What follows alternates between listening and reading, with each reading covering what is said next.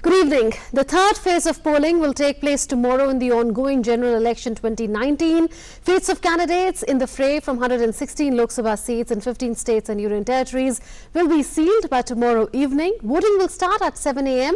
for which the Election Commission has made elaborate arrangements. Our correspondents will be joining us with the poll preparations from the states that will be going to polls tomorrow. Our in focus tonight is Mandate 2019, stage set for the largest phase of polling. That and more in today's edition of Newsnight. I'm Arun. First up, the headlines.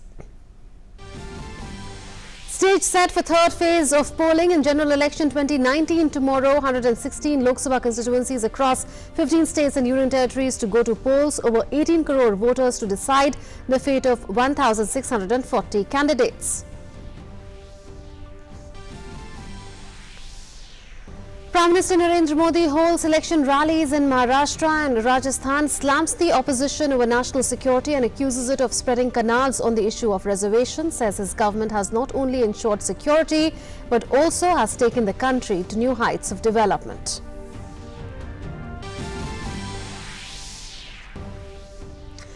BJP leaders campaign hard for subsequent phases of polling. Party President Amit Shah and Yogi Adityanath addressed rallies in West Bengal. Senior party leader Rajnath Singh was in Rajasthan. BJP candidates Manoj Tiwari and Dr. Harshvardhan filed the nominations from Northeast Delhi and Chandni Chowk Lok Sabha seats respectively. Congress leaders hold rallies and public meetings in Amethi, Raebareli and Sultanpur in UP. Party President Rahul Gandhi promises to fill 22 lakh government vacancies in the first year of government formation if voted to power. Rahul says a Nyay scheme will be a surgical strike on poverty.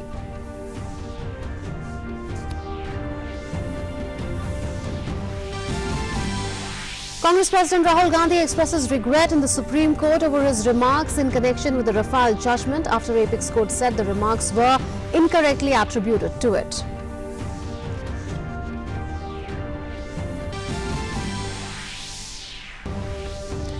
Foreign Secretary Vijay Gokhale holds talks with Chinese Foreign Minister Wang Yi, discusses the progress in bilateral ties. India raises the issue of UN listing of Jaish-e-Mohammed chief Maulana Masood Azhar as a global terrorist.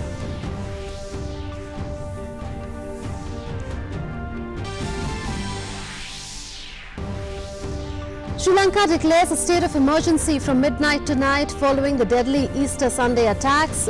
Police arrest 24 suspects. Death toll rises to 290, 8 Indians among those killed.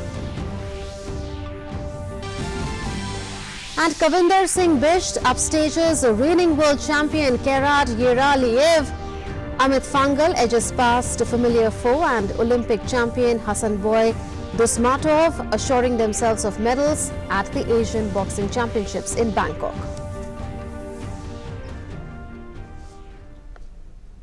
Our top focus tonight, the stage is set for the third phase of polling in the ongoing mother of all election battles, General Election 2019, on 116 Lok Sabha constituencies across 15 states and union territories tomorrow, while all parliamentary constituencies in Gujarat, Kerala, Goa, Dadra and Nagar Haveli and Daman and Diu will vote in a single phase. Assam, Bihar, Chhattisgarh, Jammu and Kashmir, Karnataka, Maharashtra, Odisha, Uttar Pradesh and West Bengal will witness voting in some Lok Sabha seats.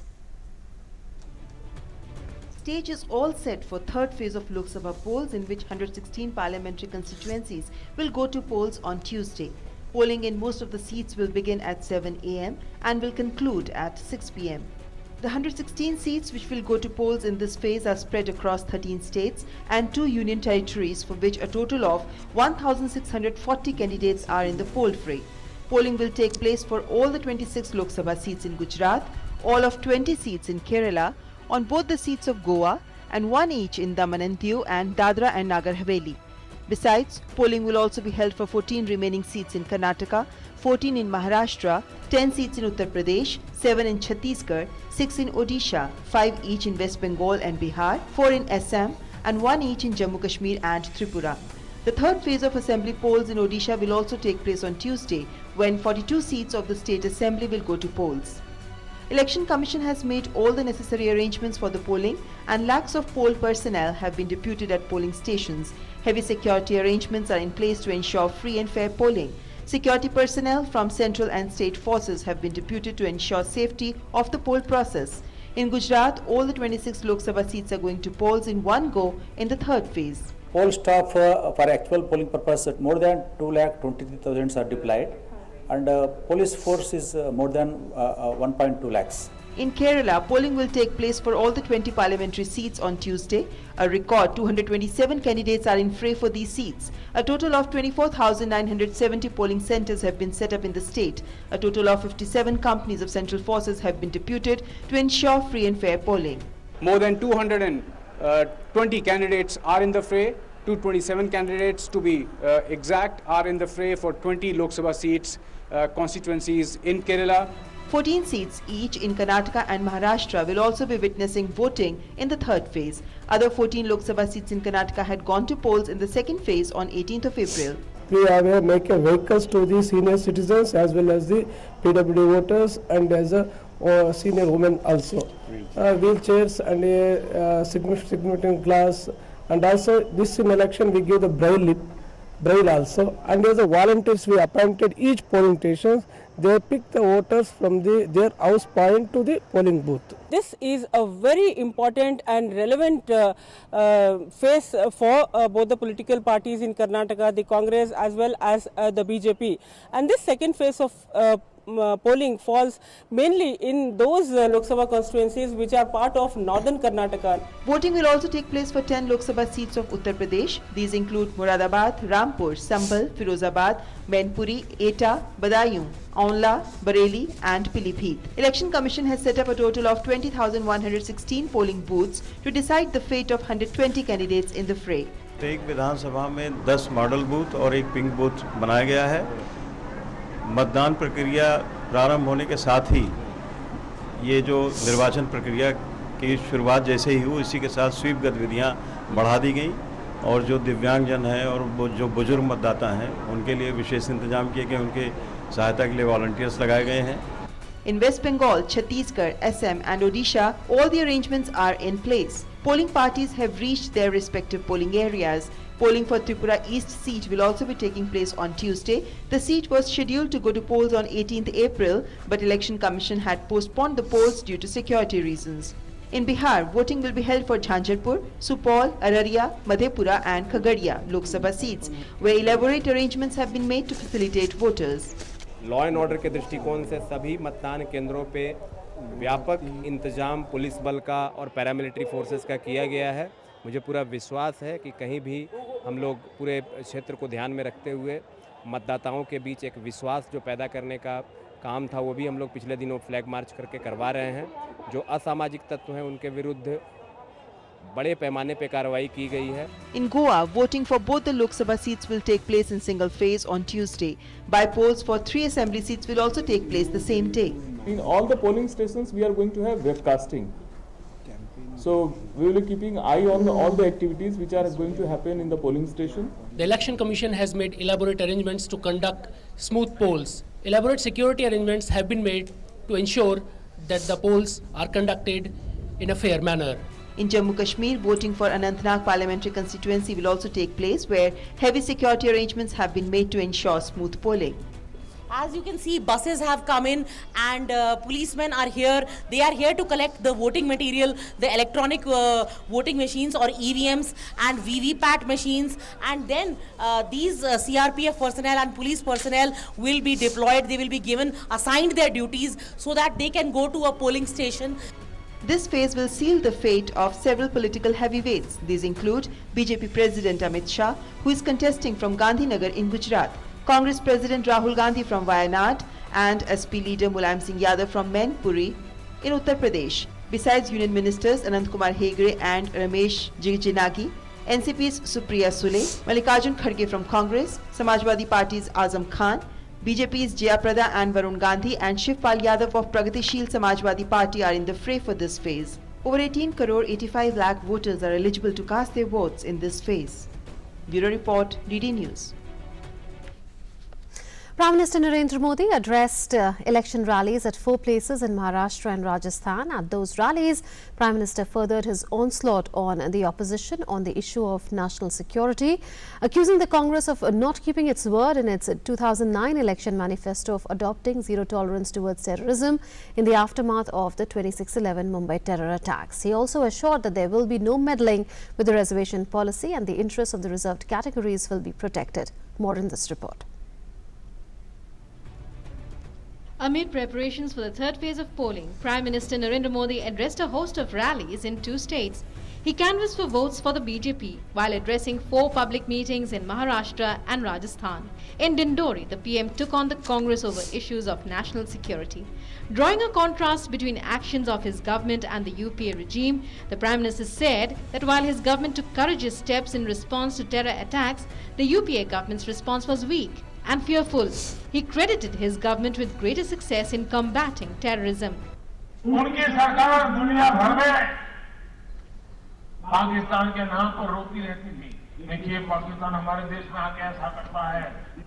आपके इस चौकीदार ने Congress NCP सरकारों की इस डरपोक नीति को बदल दिया। हमने आतंक की फैक्ट्री में घुसकर बिना किसी भेदभाव सफा चट करके आ गए। His next campaign stop was Nandarbar in Maharashtra, where he accused the opposition of spreading canards, such as if the BJP returns to power, it will change the reservation policy. Clearing the air, the PM assured that there would be no change in the reservation policy or structure if a BJP-led government wins a second consecutive term at the centre. He also assured people of the tribal-dominated seat that their land rights would be protected. Congress जो कर्ज माफी करती है उसका ज्यादातर लाभ अमीरों को होता है और कांग्रेस के चेले चपाटों को होता है। अपने आदिवासी भाइयों बहनों की इसी दिक्कत को समझते हुए खेती से जुड़े अनेक छोटे छोटे खर्च को पूरा करने के लिए ही भारतीय जनता पार्टी एनडीए की सरकार ने प्रधानमंत्री किसान सम्मान योजना शुरू की है। Addressing rallies in Udaipur and Jodhpur in Rajasthan, the Prime Minister unleashed an onslaught on the state government and recounted the achievements of the union government. He alleged that the opposition is shying away from a discourse on terrorism. He also underlined the need for a strong and stable government at the centre. जनजातीय समाज के साथियों को मैं पूरी तरह से आश्वस्त करना चाहता हूं कि आपके हक, आपके मान सम्मान, आपकी पहचान पर ये मोदी कोई संकट नहीं आने देगा। साथियों, हमारी सरकार देश के हर उस नागरिक तक विकास का लाभ पहुंचाने की कोशिश कर रही है। Without taking names, the PM said that as soon as he raises issues of dynastic politics and national security, some people feel jolted. All in all, the Prime Minister is not only highlighting the work done by his government over the last 5 years, he is also firing sharp salvos at the opposition. With Yogesh Sheetal, Vikramjit Singh, Dharmesh Bharti and Vishal Baristo. News Night Desk, DD India. Congress President Rahul Gandhi today filed an affidavit in the Supreme Court expressing regret over his remarks on Prime Minister Narendra Modi regarding the Rafale verdict, which the apex court had said was incorrectly attributed to it. The development came on a contempt petition filed by BJP leader Meenakshi Lekhi, alleging that Rahul had attributed his personal remarks to the top court. Congress President Rahul Gandhi expressed regret in Supreme Court on Monday over his remarks in connection with Rafale judgment. The apex court had earlier said that the remark was incorrectly attributed to it. On April 15th, SC had given a categorical clarification that in its Rafale judgment there was no occasion for it to make such a comment against PM Modi. The court had directed Rahul Gandhi to give his explanation on April 22nd on a petition filed by BJP MP Meenakshi Lekhi seeking criminal contempt action against him for his remark.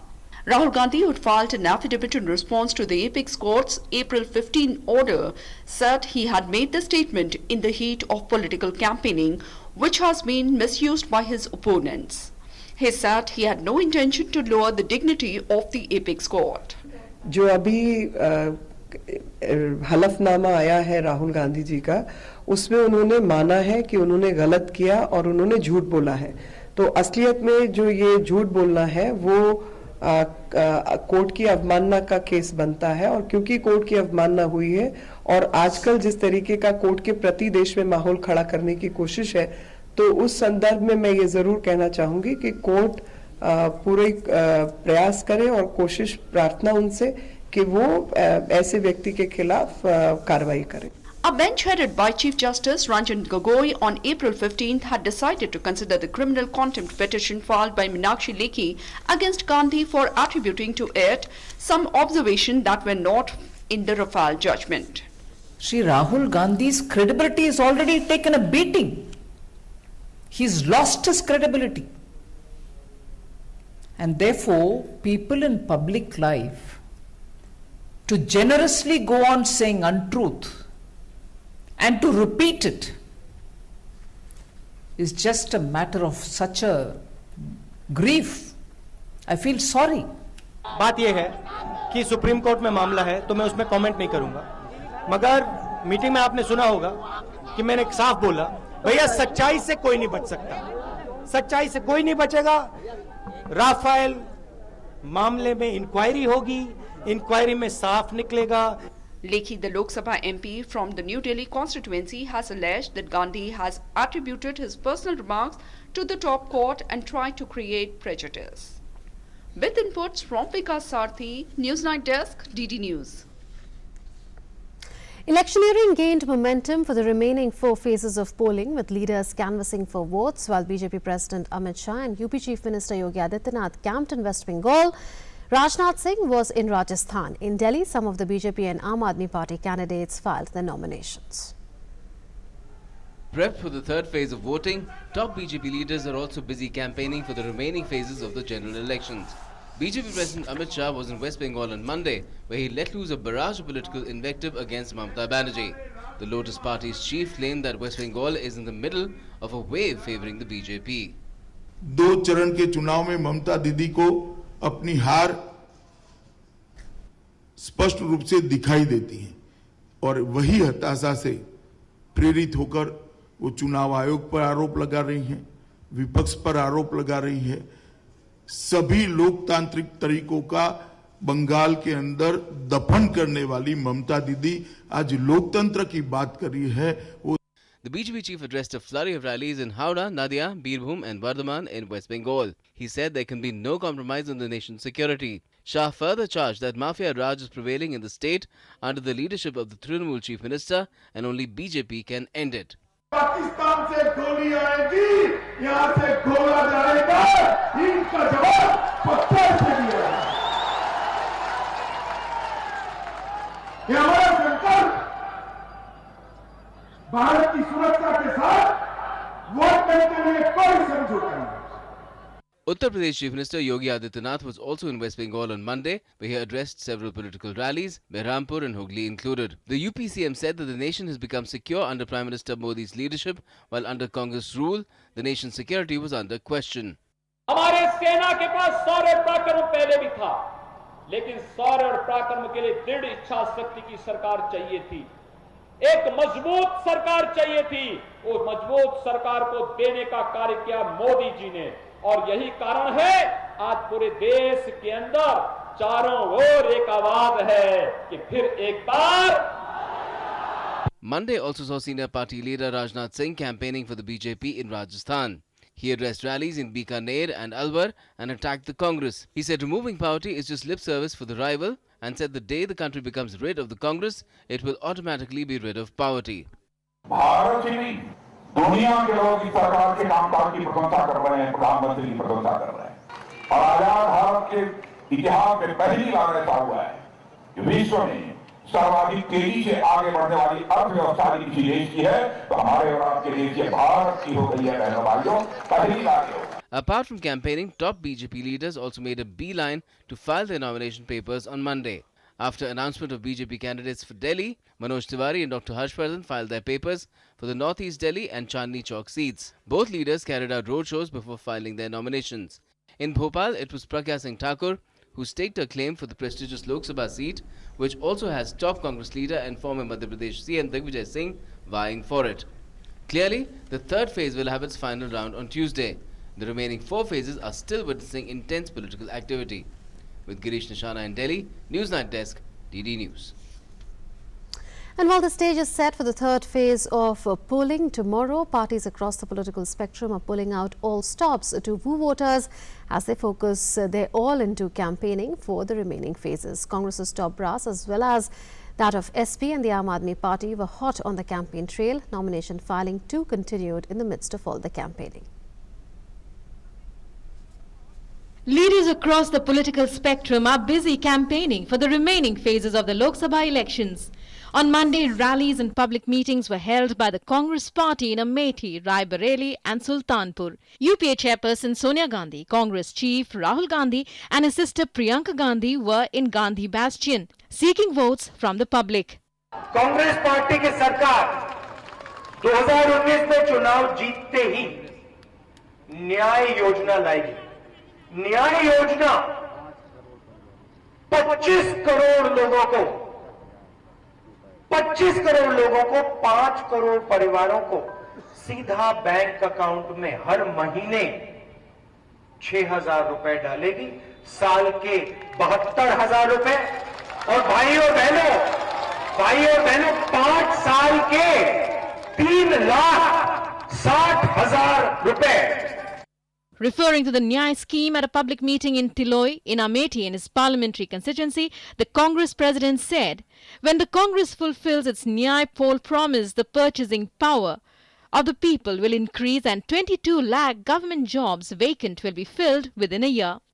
Lok Sabha, विधानसभा, राज्यसभा में 2019 के बाद 33% आपको महिलाएं दिखाई देंगी। Reservation महिलाओं के लिए हम करने जा रहे हैं। 33% सरकारी नेशनल लेवल की सरकारी नौकरियां 33% महिलाओं को जाएंगी। Meanwhile, Sonia Gandhi and Priyanka addressed party workers. Priyanka also addressed a gathering at Raebareli. अगर हमारी सरकार आएगी 100 दिन से 150 दिन का मनरेगा होगा और मनरेगा को मजबूत बनाया जाएगा। एक और घोषणा की है हमने 72,000 रुपए वाली कि हर गरीब परिवार को हर साल 72,000 रुपए मिलने चाहिए ताकि कोई इतना गरीब न रहे कि एकदम संकट में रहे। हमारे घोषणा पत्र में हमने ये भी बोला है कि अगर हमारी सरकार आएगी तो सरकारी अस्पतालों में जांच और इलाज मुफ्त में होगा। Meanwhile, there was some relief for Congress chief Rahul Gandhi in Amethi after the returning officer declared his nomination papers valid. की समीक्षा की गई, जो आरोप लगे हुए थे उनके सापेक्ष उनको सुना भी गया, उनका नामांकन पत्र सही पाया गया, उसको स्वीकृत कर दिया गया। In Uttar Pradesh, other parties too continue to campaign with full vigour. In Lakhimpur, former CM and SP chief Akhilesh Yadav expressed the wish that the next Prime Minister should be from Uttar Pradesh. नया प्रधानमंत्री बने, उत्तर प्रदेश से हो। आखिरी चरण का चुनाव है, उसके लिए आप इंतजार करिए, असली रोमांच और जो भी होगा उसी आखिरी चरण में होगा। In the midst of all the heat of campaigning, the process of filing nominations continues apace. AAP candidates Atishi Marlena and Dilip Pandey filed their papers from North and Northeast Delhi respectively. इस क्षेत्र की जनता ने इस लड़ाई को आज अपने हाथों में ले लिया और मुझे लगता है कि जनता जब किसी लड़ाई को लड़ने लगती है तो कोई बड़ी ताकत, कोई बड़ा आदमी उस लड़ाई को उसके जायज़ अंजाम तक पहुंचने से रोक नहीं सकता। हम लोग बड़े आम से लोग हैं, मामूली से लोग हैं। हमारा जितना हारना महत्वपूर्ण नहीं है, इस इलाके की जनता की उम्मीदों में, उनके सपनों में रंग भरना महत्वपूर्ण है। After the end of campaigning for the third phase, now all parties are concentrating all their efforts on the remaining phases. As top leaders crisscross the country, addressing rallies and wooing voters, all will be clear on the 23rd of May, when the people's verdict will be declared on counting day. With Girish Nishana in Delhi and Bureau Inputs, Newsnight Desk, DD India. And our correspondents are now joining us from 3 different places that will be going to polls tomorrow in the third phase of polling. Mark Lin is joining us from Davangere in Karnataka. Ravi Dhiman is joining us from Wayanad in Kerala. And Rajiv Rastogi is joining us from Panji in Goa. Welcome you all to Newsnight. I'll come to you, Mark, first. Tomorrow is the second and final phase of polling in Karnataka. Polling there will be taking place on 14 Lok Sabha seats, most of them in North Karnataka. First up, take us through the arrangements that the Election Commission has made for smooth conduct of polling tomorrow.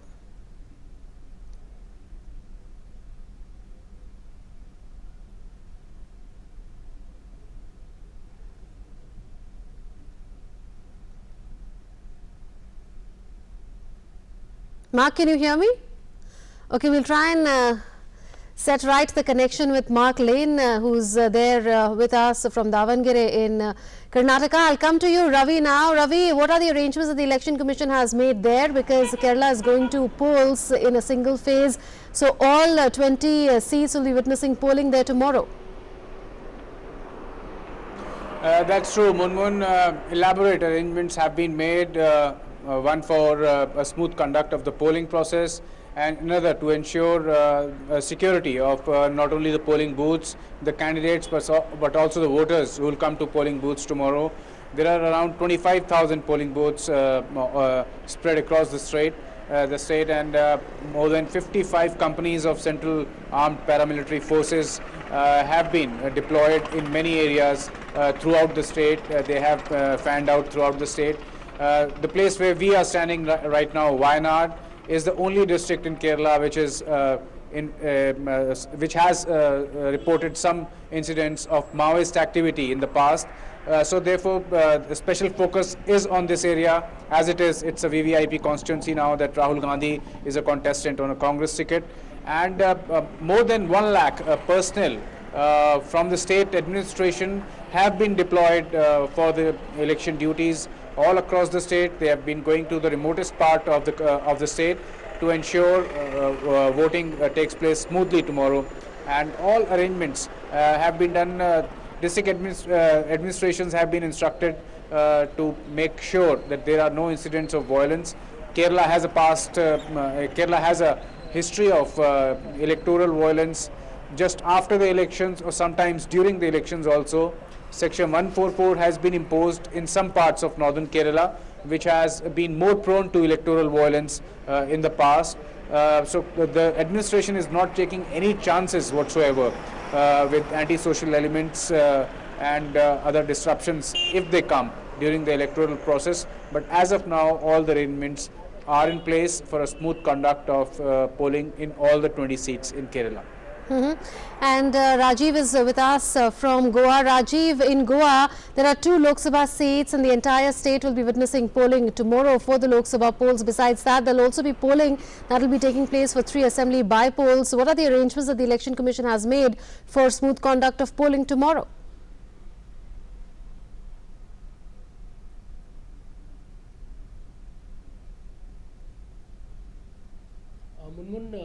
Election Commission has made elaborate arrangements for the smooth conduct of polling on 2 Lok Sabha constituencies and 3 by-polls for assembly elections. So as many as 40 flying squads by State Election Commission have been deployed at various places just to counter and check that there are no fake news or malpractices to allure voters in favor of any of the candidates. So that is something there. And in any case, Goa is a peaceful state, is a small state, and there have not been many complaints regarding violation of model code of conduct. Because yesterday there was a press conference by Chief Electoral Officer, and he clearly stated that only 33 complaints have been received so far of the violation of model code of conduct, and many of them, a majority of them, have already been resolved. So the arrangements are elaborate. Security is very, very tight here, and C-Vigil app that has been launched, that is there by Election Commission. So any citizen, if he sees any violation of the model code of conduct, they can report it on that app as well. And as I have already mentioned, the flying squads. So the arrangements are in place for the smooth conduct of polls here tomorrow. Absolutely. Let's go back to Mark Lane. Mark, in the first phase of polling in Karnataka, we had seen that the Election Commission had made special arrangements, including setting up of Sakhi booths in order to encourage more women voters to come out of their houses and vote in a manner in which, there are no issues really. But are there any arrangements that the Election Commission has made this time around to improve the voter turnout and to ensure that the turnout figures are better than that of last time? Yes. Well, let me tell you, from Davangere, the figures were very high last time. They were 79%, likely to be about 80%, in fact, the last time round. So people here come out and vote in any case. But the Election Commission has made a number of arrangements. There is, in Karnataka, there is what's called the Chunavana app. On this app now you can, even if you're a person of special needs, a person with disabilities, you can actually apply for a pick up and a drop. They'll come and pick you up and they can drop you back. They'll give you a wheelchair. They'll take you into the polling booth. There'll be special helpers. This is happening across every single polling station in Karnataka, which is numbering up to 58,000 polling stations in the entire state. In this particular constituency, there are 1,947 polling stations, so this will be applicable to all the polling stations here. The electorate is about 16 lakh in this particular place, and we are expecting a large voter turnout. Now, the important thing about the second phase of elections in Karnataka is, of the 14 seats which are in North and Central Karnataka, in every single seat, a sitting MP is recontesting the election. Some of them three-time MPs, sitting MPs, defending their positions, hoping to be re-elected. So it is pretty much the same faces that the people are seeing in all these seats, and they are looking at perhaps, re-electing them. In some cases, there have been new people who put across them. In fact, here in Davangere, the gentleman who has been elected is a BJP candidate, Mr. Siddeshwara. He was a Minister of State in the Modi government for 2 years, from 2014 to 2016, holding the portfolio of skill development as well as heavy industries. He has been elected 3 times here, and the candidate against him in the past was also, whom he beat on all those 3 times, was a gentleman called Mallikarjun of the Congress. Now, the Congress has decided not to field him and has fielded somebody called Manjappa in his place. So they're hoping a new face would be able to put up a stern contest against Siddeshwara right here in Davangere, Munmun. In the 2014 Lok Sabha polls, BJP had won 11 out of these 14 Lok Sabha seats and Congress had won 3. Mark, what's at stake this time for the Congress-JDS alliance as well as the BJP? Well, the alliance actually does work a little bit to the advantage in some of the seats, though of course the JDS does not have much of a presence in any of the 14 seats here, though they are contesting in 2 of the seats, with of course the Congress's support. But even their 5% vote share, when it does add up to the Congresses in this particular area, can actually put a very stiff fight to the BJP. And we saw that in the by-elections, in fact, in November. The by-election in Shimoga, brought the margin down quite significantly, though the BJP did come through. But the by-election in Ballari, in fact, the BJP lost its seat to the Congress as a result of this coalition. So the coalition does play a role in these 14 seats, and it's going to be a closer contest. Though the BJP has 10 of the 14 seats currently, it's going to be a pretty tight fight in these 14 seats in the second phase here. Right. Thank you, Mark, for having joined us from Karnataka. And Ravi, you are there in Wayanad. Besides Wayanad, there are 19 more Lok Sabha seats, and traditionally we have seen that it's been a two-way fight between the LDF and the UDF in Kerala. But this time, has the NDA managed to make the contest triangular on many seats? Yeah, that's true, Munmun. This time around, the contest is triangular in many seats. It is because of few factors. The BJP's vote base has been increasing bit by bit over the past few elections, and that includes the local body elections and the state assembly elections, where the party has seen its voter base expand bit by bit, step by step, they have gained inroads into the tough voter base of LDF and UDF, led by CPM and Congress respectively. This time around, another factor which is propping up the BJP leaders believe their candidates in many seats is the Sabarimala issue, which rocked the state last year and it led to violent clashes. BJP has been quite vocal about its support to the protesters in the issue, and has been quite straightforward in saying that they will pick up this issue. They will try to give a constitutional protection to the matter. Congress has also been supporting it, but little bit obliquely. So this issue has also given a sort of a little bit more leverage and an elbow space to the BJP candidates in many seats here in Kerala. But whether it transforms into votes, active votes for the party, and how much votes the BJP and its allies lean away from these two camps remains to be seen. But there is no doubt that BJP is giving a tough fight to LDF and UDF candidates in many seats, and contestants from both these camps are a little bit worried as to whose share the BJP and its ally will eat into. Right, Ravi. Thank you for having joined us from Kerala. Well, Rajiv, would you say that elections for the 3 assembly by-polls are as politically significant as polling on 2 Lok Sabha seats in Goa, considering that Goa has been infamous for wafer-thin majorities over the decade?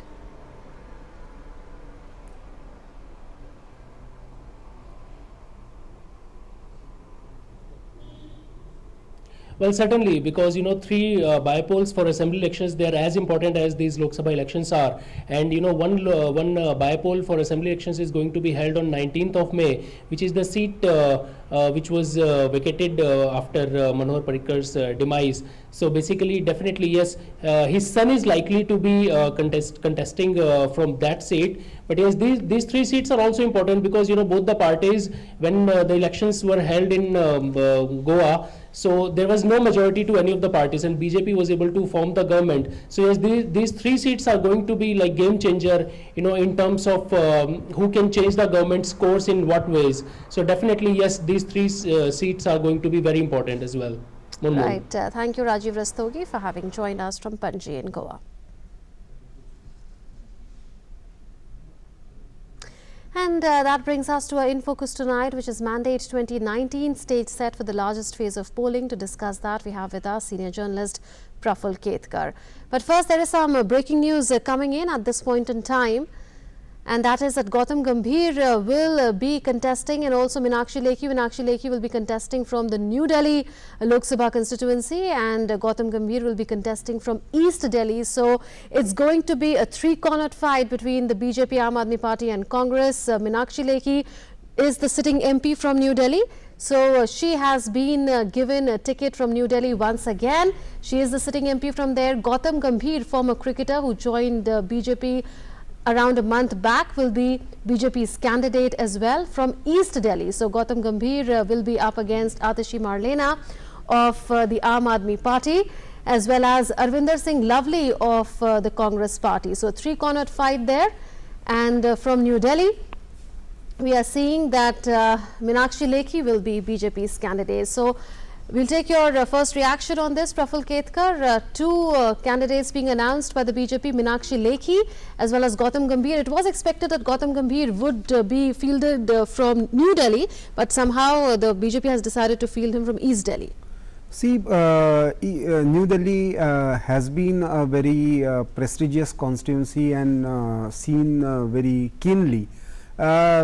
With AAP and Congress already coming up with their candidates, and Ajay Maken fighting from New Delhi from Congress side.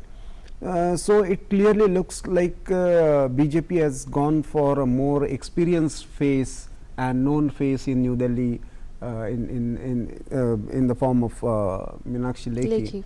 And Meenakshi Lekhi, actually the way she has been fighting this particular case which has come up in the Supreme Court today, as far as the defamation case, being the a lawyer, contempt of court petition. Contempt petition as far as the Rafale allegations are concerned. I think that has also, must be somewhere in the consideration while repeating her candidature. So there were some rumors that Gautam Gambhir would be fielded from here, but I think East Delhi was thought to be more appropriate seat for him rather than New Delhi. Would we be seeing a close contest on all the 7 Lok Sabha seats? We know the candidates for most of them, because earlier, the word from the Congress as well as Aam Aadmi Party camp was this, that if we don't fight these elections together, then it will be a walkover for the BJP. So has the candidature of Gautam Gambhir from East Delhi made the contest all the more interesting? It will be interesting, because ultimately you don't know how people are going to make their choices, especially whether the traditional vote bank of Congress, is coming back to Congress is still to be seen. And with, stalwarts like Sheila Dikshit and Ajay Makan and in Chandni Chowk, this guy Dr. Harshvardhan is contesting from but from Congress, the old hand Agrawal, JP Agrawal. So these stalwarts coming in the field, it looks like Congress is looking for some kind of consolidation in the important 7 constituencies of Delhi. But in the short run, it looks like it's advantage BJP, because ultimately, though many of the AAP candidates are not very serious contenders, AAP has consolidated its own space in Delhi, and it is really going to be a test for Arvind Kejriwal and his Aam Aadmi Party, simply because this is going to have a long-term impact on the entire politics of Delhi, and perhaps that is the reason Congress has decided not to go with AAP, because Congress would like to consolidate its own position. There is a kind of tussle, or as far as the vote banks of these two parties are concerned. So whether Congress is able to take back that vote share that slipped away. So you are saying Aam Aadmi Party are eaten into the traditional vote bank of the Congress Party. Remains to be seen whether Congress will be able to regain that to an extent in the upcoming parliamentary polls in Delhi on the 12th of May. But that announcement coming in, Gautam Gambhir is the BJP candidate from East Delhi, whereas Meenakshi Lekhi, sitting MP, will be BJP's candidate from New Delhi. Well, let's now focus on the third phase of polling. Praful Ketkar, 116 Lok Sabha constituencies, the largest phase this time around. If you look at the 2014 Lok Sabha poll results, and the BJP got the maximum at 62, followed by Congress at 16, followed by the regional parties. But would you say that a lot at stake for all the parties, considering that this is the largest phase?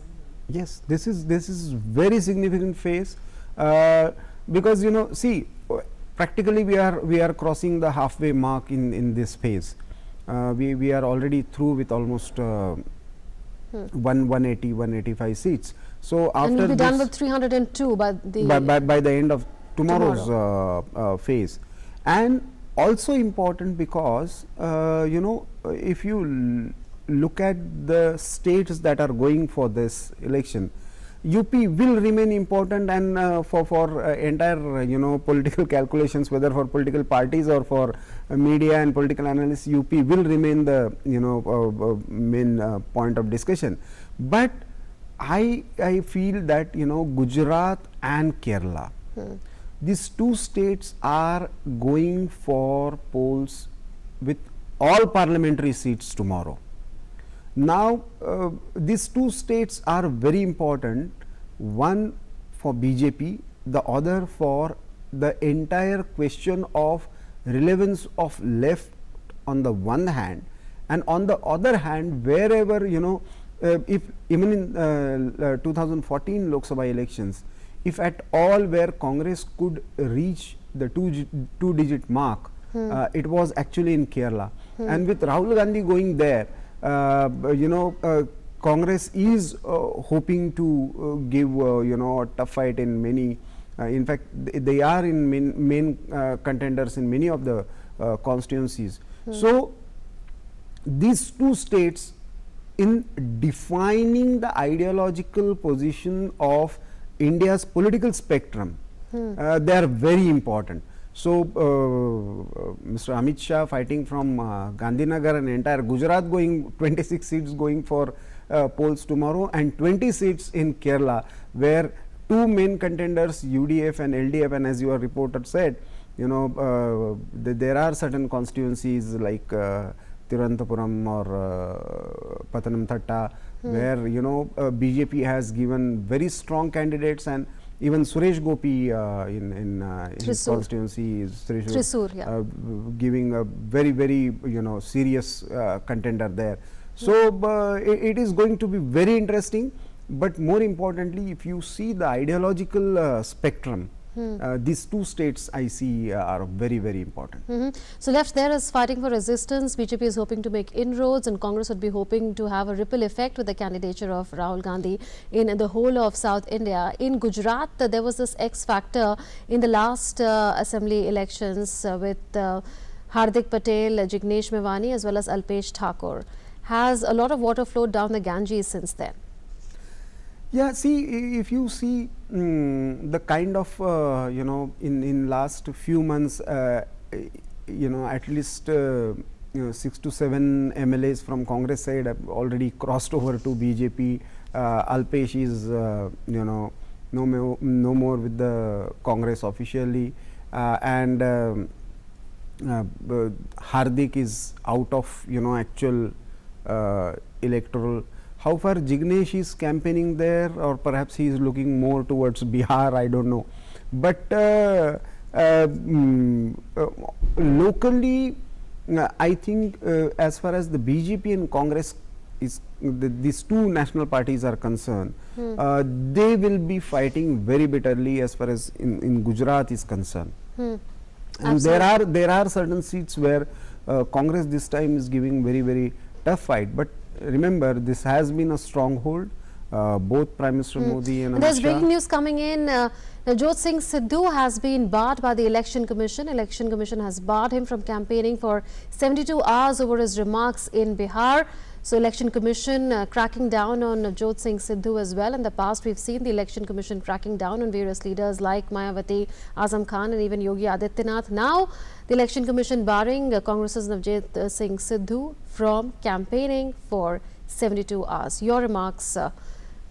This is a very significant thing. In fact, after those you know taking that stand in the apex court that we don't have any powers but to give our advisories. Now it seems that Election Commission has taken these remarks very seriously, and you know you can't have electioneering below the belt. You have to have some kind of dignity. You have to respect the spirit, though it is a moral code. There are certain, you know, because ultimately Election Commission is supposed to conduct free and fair election, but at the same time, you know, that the spirit of that election has to be in tune with our constitutional philosophy. So you know, if something is you know attacking straight to our social integration, national integration, and if you are dividing people, you are instigating you know certain castes or communities on certain lines, then it is a serious threat. And thankfully, you know, Election Commission is showing the real powers to all political parties and especially the individuals who are misusing their freedom of speech and expression during the election campaign. Right. So the Election Commission cracking down on another politician, and Jaitley Singh Sidhu getting the whack from the Election Commission this time around. He's been barred from campaigning by the poll watchdog for 72 hours. Well, on that note, we'll thank you, Praful Ketkar, for having joined us on Newsnight tonight. Thank you. Well, a day after Sri Lanka was rocked by a serial bomb blast, a state of emergency was declared from midnight tonight after a crucial meeting of the National Security Council chaired by President Maithripala Sirisena. While no group has claimed responsibility for Sunday's attacks, the police have so far arrested 24 people, mostly members of an Islamist extremist group in connection with the blast that also killed 8 Indian nationals. Sri Lanka will enforce a state of emergency from midnight on Monday in wake of deadly Easter blasts that killed 290 people and wounded more than 500 others, enhancing the counter-terrorism powers of the security forces. The decision was made at a meeting of the National Security Council chaired by President Maithripala Sirisena. The NSC has announced plans to impose a conditional state of emergency from midnight on Monday. A statement from the President's office said the measure would target terrorism and would not limit freedom of expression. Meanwhile, as many as 87 bomb detonators were found on Monday at a bus station in Colombo. The bomb detonators were found at Central Colombo bus station in Peta area. The police initially found 12 bomb detonators scattered on the ground. A further search revealed 75 more. On Easter Sunday, a string of 8 powerful blasts, including suicide attacks, struck churches and luxury hotels frequented by foreigners in Sri Lanka, killing 290 people, including 8 Indians, and shattering a decade of peace in the island nation since the end of the brutal civil war with the LTTE. Bureau Report, DD India. And India has raised with China the issue of banning of Jaish-e-Mohammed chief Maulana Masood Azhar by the UN. Sources said Foreign Secretary Vijay Gokhale raised it during his meeting on Monday in Beijing with Chinese Foreign Minister Wang Yi, emphasizing that both countries should be sensitive to each other's concerns. Spokesperson of the Ministry of External Affairs said India has shared with China all evidences of terrorist activities of Jaish-e-Mohammed and its leader Azhar. The spokesperson said it is now for the 1267 Sanctions Committee and other authorized bodies of the UN to take a decision on the listing of Azhar as a global terrorist. India will continue to pursue all available avenues to ensure that terrorist leaders who are involved in heinous attacks on our citizens are brought to justice. Apart from Wang Yi, Foreign Secretary Gokhale met a number of Chinese leaders. Gokhale on Monday held talks with Wang Yi and reviewed the progress of bilateral ties post the Wuhan summit, emphasizing that both countries should be sensitive to each other's concerns. We'll try and go across to our correspondent Amrit Pal, but that's the news coming in that India has not shied away from taking up a prickly issue like that of the listing as a global terrorist by the United Nations of Jaish-e-Mohammed chief Maulana Masood Azhar. Remember, Jaish-e-Mohammed already is a banned organization by the United Nations, but Maulana Masood Azhar is yet to be listed as a global terrorist. India has been trying hard to get him listed as a global terrorist by the UN, but to no avail so far because China has been blocking that move. And China has been blocking that for several times now. And we have with us our correspondent Amrit Pal from the newsroom. Amrit, India not shying away from raising an issue of national interest, even though it is prickly in nature in its bilateral consultations with Chinese officials. That's right, Munmun. India very clearly put it in front of China that this is a key concern of India. Though the Foreign Secretary, when he met State Councillor and Foreign Minister Wang Yi, the bilateral discussions happened in the spirit of, in what was called the Wuhan spirit, referring to the informal meet between Prime Minister Modi and President Xi, which took place last year, and it was to build on the bilateral relations. And in fact, the two sides put out a statement saying we will work together. The Indians said that we will work together with the Chinese side to deepen mutual understanding and strengthen mutual trust to implement the decisions taken by our leaders. But India very clearly put out that India's shared evidence with Pakistan, with China, and China has been putting a technical hold in the 1267 Sanctions Committee, and there is ample evidence to suggest that Masood Azhar,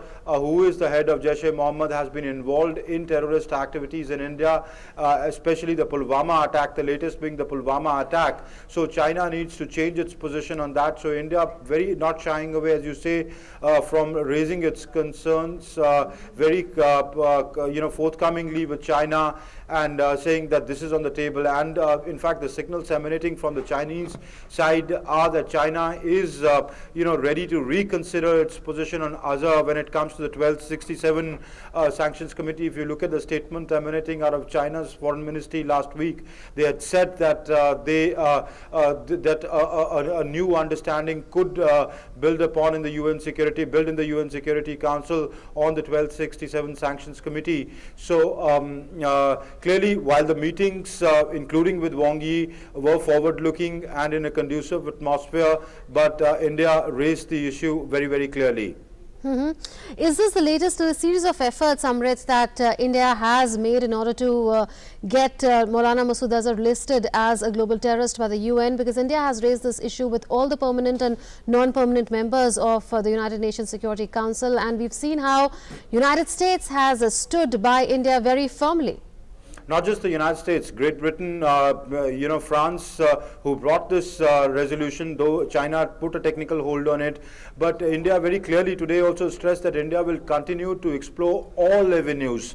That means not just the 1267 Sanctions Committee, but avenues within the UN body. Apart from that, even if it means the UN General Assembly, which India gained a big diplomatic success, where India was able to bring around the UN community to say that what the FATF has done, the UN must reiterate that and bring it at the forum of UN. So India today, if you look at India's statement today, India very clearly says that India will continue to raise this and explore all avenues to get justice to Masood Azhar. So while India raised the issue with China in their bilateral talks, but India made it very, very clear that if there is no forward movement, India will not close its options and keep up the diplomatic ante, raise the diplomatic ante and keep the pressure up to see the terrorists and organizations run by them are brought to justice.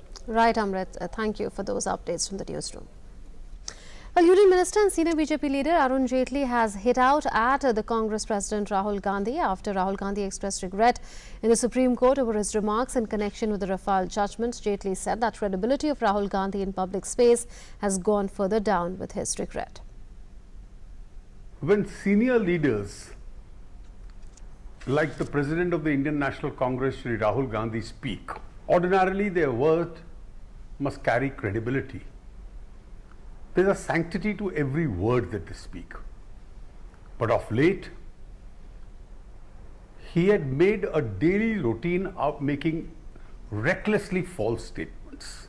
He was wrong on several counts that I have been pointing out in the past 6 months. He had no qualms taking liberty with the truth. The reality now is that he's had to express regret.